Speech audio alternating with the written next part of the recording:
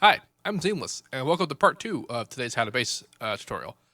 So, the first part, we went over basically the what, and today we're going to go over, and today, this tutorial, same one, same day, we're going to go over the how and why. So, the first sound, this guy interesting. So, in the Audeca tutorial, they had used the 3x OSC to create a Reese sound, or a Hoover sound, if you want to get technical, I guess. I don't really know about that. Using two square waves in a 3x OSC, and then they bandpass filtered it using an EQ. Now, when they had automated it, they automated the pitch and they automated the bandpass position, filter position, and what they largely had the position follow the pitch when they automated both of them, but there were slight differences. And so to kind of solve for this, basically automate this procedure. And by automate, I really mean have it done automatically, not so much as me doing it manually. Automation, you know, that word. We're using it in different ways. I turned on keyboard tracking, and what this means is that when the note goes higher, the relative position, the position of the filter will move relative to the pitch. That's what keyboard tracking means. And even if you pitch bend it in Harmor, it will still move, bending it with the pitch position, which is kind of sweet.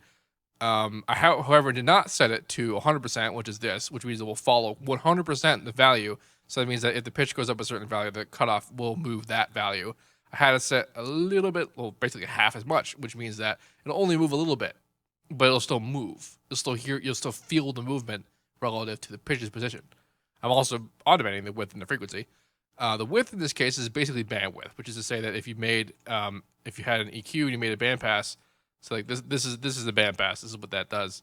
This is peaking because an actual bandpass would pass everything outside the band. The bandwidth is this. That's what this does. And so that's what the width does here in this particular example. But that's just because of the shape of the filter setting. What the width actually does is it changes the applicable width of the filter shape, which in this case is a bandpass because that's the way the shape is made. But if I were to make a more complicated filter shape, it would not necessarily have the same result. And I actually covered this in the filters video for the Harmor series of FL Basic tutorials, which are on my channel if you want to go look at that for a more in-depth and practical demonstration of what that means. So I mentioned this detune thing where I turned it to 2, and I did that to make it a square.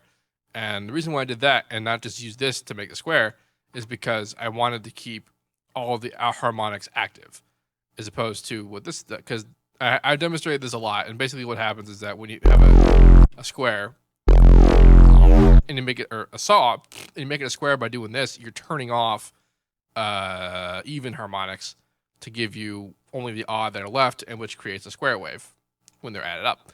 And if I go to detune, it pretty much moves it all in the same position. It's just louder. And the reason that is because it's still, the harmonics are still there, but they're just moved. They're actually moved into that position, but they're still present. They're still there, which means any information that's applied to them, like, say, the harmonic unison settings, which are octave-based, which means per harmonic, these harmonics that are active in these ranges are still present. They're just moved up. So that's why I do that instead of just using a square. So I made this here just to give it a slightly bit more interesting original tone than just a normal Reese sound. I figured if I'm going to originate this sound within Harmor, I might as well do something that's, Harmor specific. I did originally start this out by doing just a square, just because I like using Harmor. I just went through it first, but just normal Reesing on it. But I felt like some special unisonness needed to happen. So this masking stuff happens, and what this is it basically means in here you can determine a set of frequencies that are not affected by the filter as much. I think if I did this, whole swaths of midtones are basically unaffected, and then they get less affected as determined by this graph. And so I did this as a basically sort of a advanced level of harmonic protection. Now, this is a very slight change. But you can see the effect of it as the bandpass passes through those low frequencies, and I still wanted them to be active enough that you could hear it. So that's why I did that. Also, I turned this to 4, the frequency divider, to make it a bass. This is basically moving this is basically moving middle C down.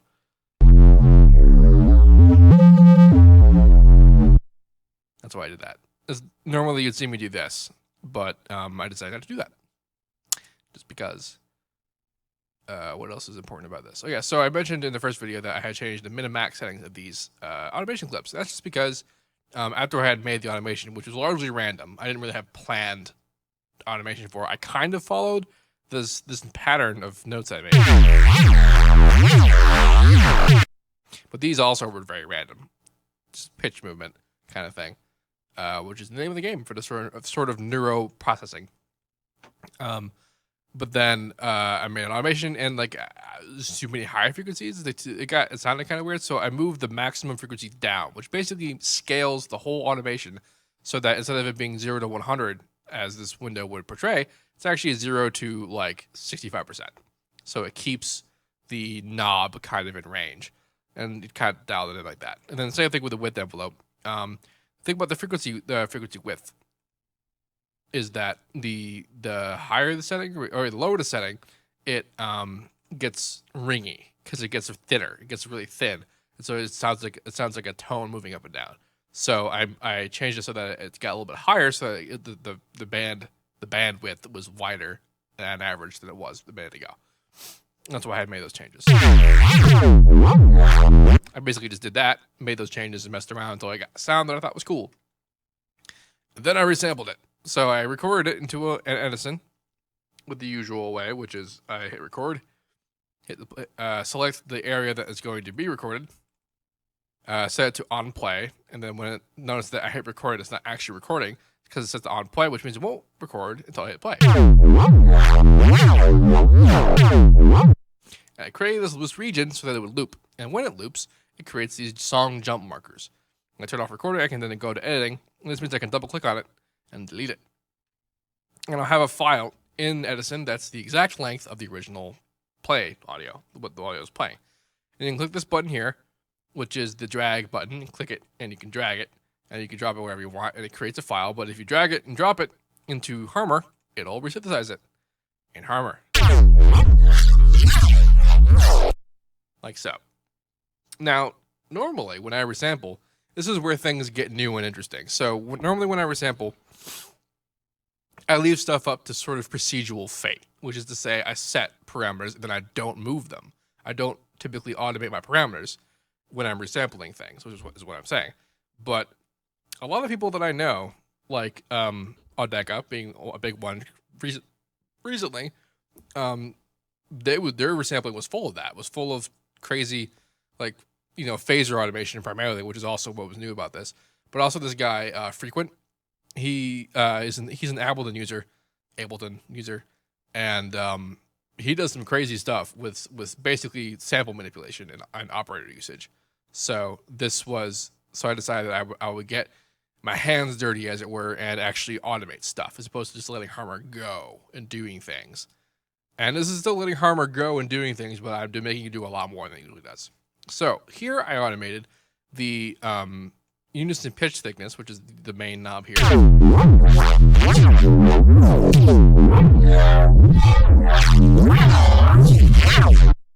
Which is almost like sacrilege from how I normally do this sort of stuff, because these are usually the one parameter that I set and then I don't fuck with. And the reason that is because that's like one of the most important processes applied to a sample inside Harmor, because making actual unison applied to what's ostensibly an audio file is, before Harmor, relatively unprecedented. And facsimiles of doing that were involved using chorus effects and flanger effects and stuff like that. That's basically poor man's unison for something that's not a synth, like an audio file. So I used it traditionally as much as I could. And then it just never occurred to me to mess with it. And then I was automating everything else. I figured, why not? Why not? I'll just automate that too. I kept it at relatively low values just because when it gets to be too high, it gets super duper watery. It's pretty watery as it is, but it gets mega watery. Now, the big cool about all of this is the phaser stuff. Now the phaser in Harmor, which I have a whole, I get like the filters, I have a whole other video on in the FL Basics series on Harmor, is basically a rolling continuous filter that mimics the sound of what a phaser does to a thing. And what happens to a real phaser is that it'll run the phase of its numerous samples together, and it'll create sort of striations and phase cancellation in the frequency spectrum. And so what the filter does in here, that's called the phaser, is that it creates those striations that sound like a phaser. And it has the speed knob here, which means it moves. It basically rolls down the screen, and it's very phaser-like. But it's still a filter.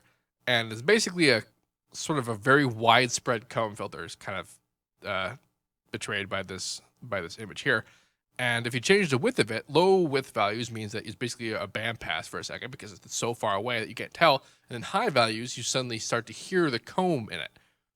And so what Deca had done with the video tutorial that I had done on Wednesday was they had turned keyboard tracking and speed off, which meant that the only movement that was happening was ones that were determined by automation of the width knob. That's what they had done. And here I decided to automate not only the width knob, but also the speed or the offset knob.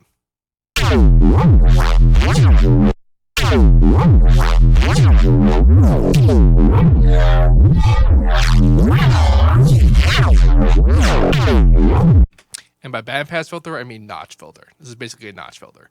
And it's the opposite of a bandpass filter, where it passes where it is and leaves everything else open, whereas the bandpass filter leaves only where it is open and passes everything else. That's what that is. So I automated width and offset. You can see these big old black lines coming in. That is the phaser in action right there. I have harmonic protection enabled, engaged, which has interesting effects when it's turned on a sample and not on a straight note. Because if I had just turned the scale off and played it, harmonic protection would mean that these lower notes would basically be beefy. They'd be beefed. But because the scale is all over the place, it basically just turns on that whole low end of the spectrum a lot. And there's a lot of, you can see weird kind of like spots of stuff showing up. And that's sort of what happens. Yeah.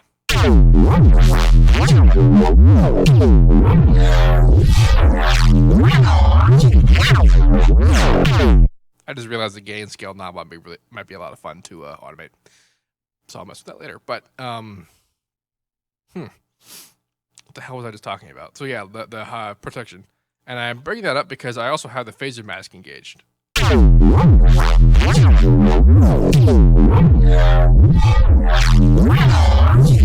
Okay, here's where I was basically coming to here because I wanted to show this. You can kind of see where it goes up and it gets a little blurry. Like, it's because this is happening. That high frequency is being basically turned off so that there's always a higher frequency presence in the sound. That's why I did this, because I wanted the top end to kind of stay there, while everything else is messing around. And this is something that you run into a lot when you mess with filters, where you lose the presence of a sound. And my solution to this was to keep the high end presence as present as possible by doing this filter, this mask business. So a big part of my experiment for today was not only the phaser thing, but then also this idea of speed ramping. I realized that I can actually achieve effects that I usually only get when I do granular resampling with good granularizer just by messing with the speed knob.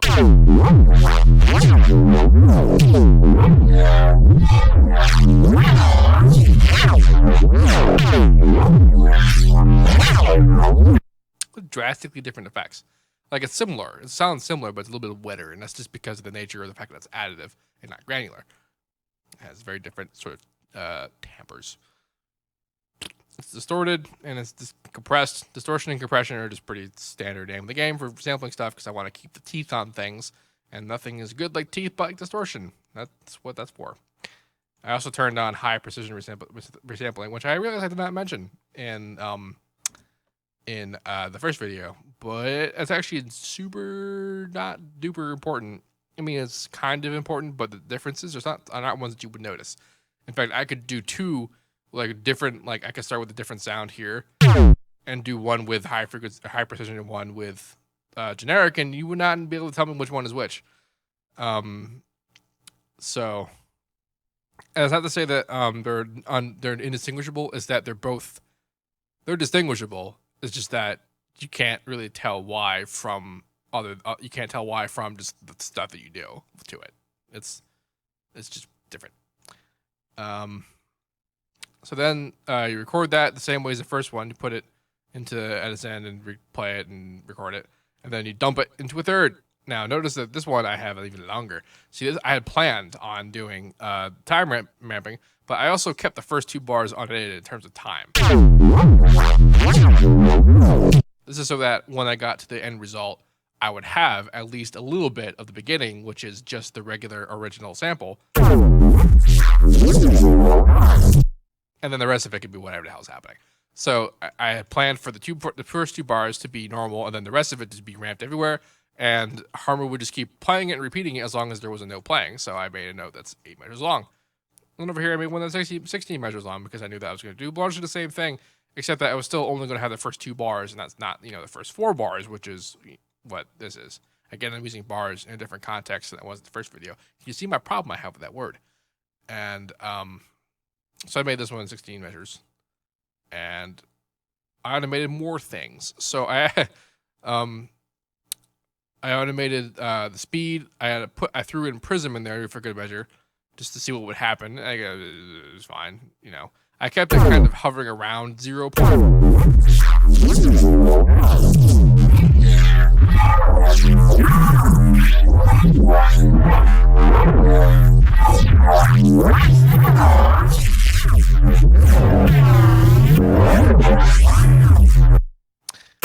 But it mostly stays pretty much at 0. Phaser happened. Image sharpening. So I messed with that a little bit. So because I'm using Unison and Prism, the sharpening comes into play. With what Audeca had done, Audeca had only used the phaser in Harmor when they made the resampling. So the sharpness had no meaning. Like it could be any setting at all, and it would not have changed anything. So, but when you add in Unison and Prism and other pitch-based sort of processing effects, not just gain-based, which are what the filters are in additive land, the sharpness has a serious impact on how the sound sounds. And in the the first resampling step, I kept the sharpness at original levels. And for this one, I kept at original levels for the first part, for the first 2 measures, and then I moved it around. So like higher levels have a potential to introduce that watery sound that people tend to get when they do Harmor resampling, and they don't like kind of thing. If you sort of just go for it, that's what you end up getting. The sharpness knob tends to deal with that, but if you turn it up, you have the potential of doing that. But in this particular example, I also changed the Unison to hertz, and I took away the higher frequencies out of the hertz, which meant that I could turn it up all day, and I wouldn't really get the watery sound, except that unless it was derived from other processes. So I decided that I would automate it up, keep it there, and then go back down. And then when you go down in the sharpness land, it starts to sound synthy. Like, it starts to sound like a... like that kind of synthy. Versus that. So that's what's up with that. So again, I had another phaser and more width, more offset changes. I had the same mask going on. Had some EQ going on, like I mentioned in the first one. That's largely optional. Again, and then also everything I'm doing in post is also optional. Like the sound didn't change that much when I did it. Like it's basically sort of final touching on the sound that I liked. It was not necessary to make the sound, because the sound sounds pretty much like the sound. Leave one out of it.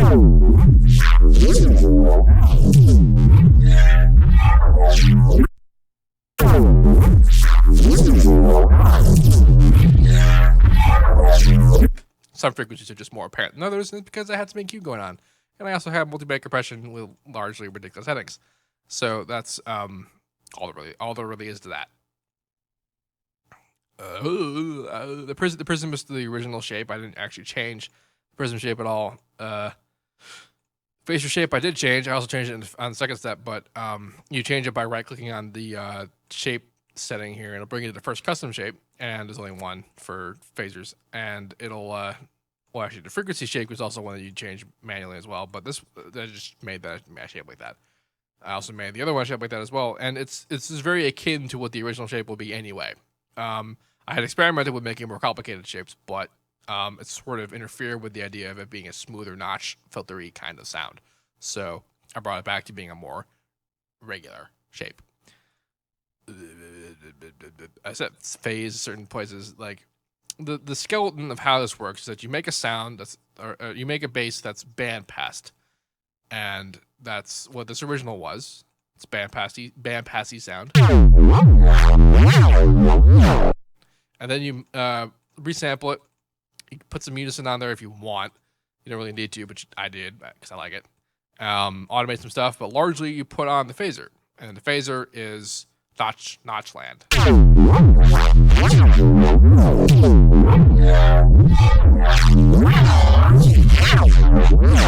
And then speed ramping, because why not? And then keep doing that with just different stuff. And like the two big new things for me in terms of this kind of resampling is the idea of using the phaser in resampling, and then the idea of automating stuff in resampling. Like this is not like in any other video you've ever seen me do that had resampling. You probably I can't remember one where I have actually automated stuff and like automated and moved knobs around for a resampled sound. Like I don't have memory of doing that, and it's a combination of laziness, also a combination of stuff that just didn't occur to me. And having just this simple idea of just moving shit around while I'm resampling kind of created an awesome new type of sound. One that I had not approached before. So things occur to me when I look at other people's stuff. Yeah. Distortion, compression, and then more compression. But then also distortion because saturation. That's distortion. I believe I covered everything of importance. Everything that matters. I'll be sure to rename the samples to being not drag samples, because although I mean some people I'm sure have drag samples that are this high, but we ran into this problem because if someone gives you a zipped loop package and it has a file in it that's named something that you have in your FL directory, it'll load the one that's in your FL directory first, and that caused some confusion. But I'm used to that, because I have this problem, even in my own projects, because the drag sample nomenclature only changes when it's in a folder with other drag samples. So like when I make a data folder for a project, like if you go to options, file settings, project general, and then make a data folder, this is so that when you work on samples, record samples and then drag them out of edits, and it'll put all those samples in that data folder that you set. And if I were a smart person, I'd make a data folder for every project I ever make, just so that everything is nice and organized. And then when you do that, it'll restart the drag sample nomenclature. It'll be drag sample 2, drag sample 3. And then if I were trying to load that, like it'll be saved with the directory when it's there. But if I were to save it as a zip loop and then load it again later, it would load the drag sample that's in the slice beats folder, which is where everything goes automatically. As you can see, I have this huge list of drag samples.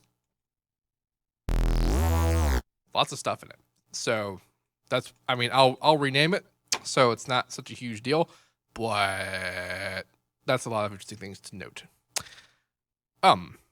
Yeah, so if you have any questions about any of this, let me know. And as usual, have a nice day. And tomorrow is a live stream that I'm doing with Audeca. 6 p.m. EST -5 GMT. Be there. A link in the description will be present for you to click to remember where it is. It's on my Facebook. It's an event. Go like it and join it. Yeah. If you have any questions, let me know about any of that. And as usual, have a nice day. And I hope I can comment on your question if I decide to answer it, because Google Plus, come on.